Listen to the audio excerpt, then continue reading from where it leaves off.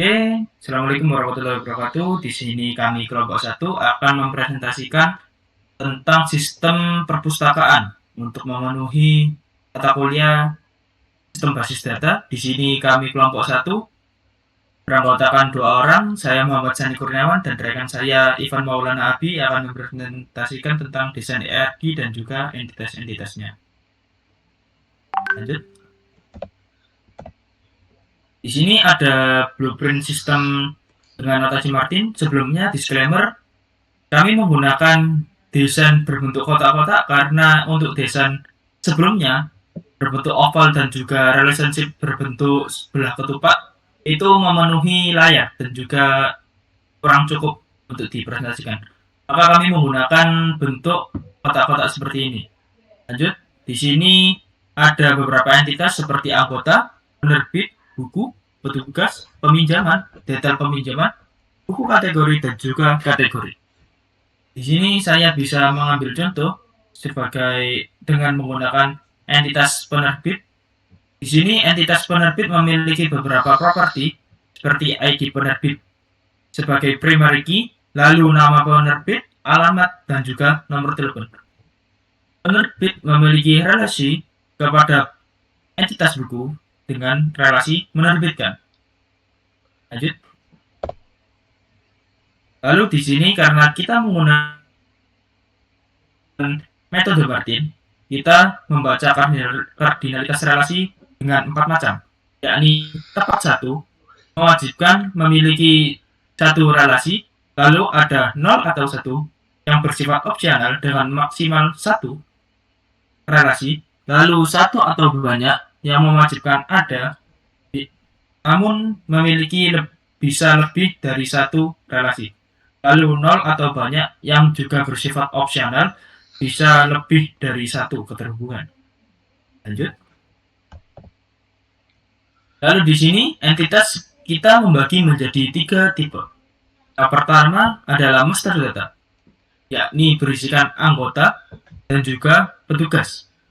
Lalu katalog koleksi, yang berisikan buku, kategori, dan juga penerbit. Lalu yang ketiga adalah transaksi, yang berisikan peminjaman, detail peminjaman, dan juga buku kategori. Oke, jadi pada slide ini saya akan mencoba membedah satu entitas, yaitu entitas buku dan atribut-atribut uniknya. Jadi yang pertama, pada entitas buku ada satu atribut, yaitu ID buku dengan tipe data integer. Nah, ID buku ini kita gunakan primary key karena ID buku bersifat unik dan tidak boleh duplikat. Yang kedua ISBN, karena ISBN ini termasuk unique key juga, jadi tidak boleh duplikat. Terus habis itu kita masuk ke atribut ketiga, yaitu stok, dengan menggunakan integer, dengan menggunakan constraint. Jadi stok ini dia harus lebih sama dengan 0. Jadi tidak ada tuh stok min 1. Lanjut ke atribut keempat, yaitu ID penerbit. Ini sama kayak primary key, tapi ini lebih ke sebagai rujukan aja, yaitu kita sebut foreign key. Jadi nanti ada korelasi atau relasi primary dengan foreign key. Nanti dijelaskan di slide selanjutnya. Oke, pada saat pembuatan ERD, saya menemukan satu masalah, yaitu pada relasi buku dengan kategori, yaitu relasinya itu many to many. Jadi ada satu masalah, yaitu satu entitas buku tidak bisa menyimpan banyak kategori dalam satu kolom. Nah, itu problem utamanya. Nah, solusi yang kita tawarkan yaitu membuat satu entitas lagi, yaitu entitas buku kategori. Jadi ini sebagai penengah. Jadi relasinya itu menjadi one to many dan kategori ke buku kategori ke entitas kategori itu many to one atau bisa dibalik one to many. Nah, ini solusi ini tuh menyelesaikan problem tadi. Terus kita coba bedah lagi anatomi transaksi peminjaman. Nah, Jadi ada dua entitas, yaitu anggota dan petugas. Nah, anggota dan petugas ini mempunyai job desk atau entitas yang mempunyai ibaratnya tugas yang berbeda. Anggota itu yang meminjam, petugas itu yang mencatat peminjaman anggota.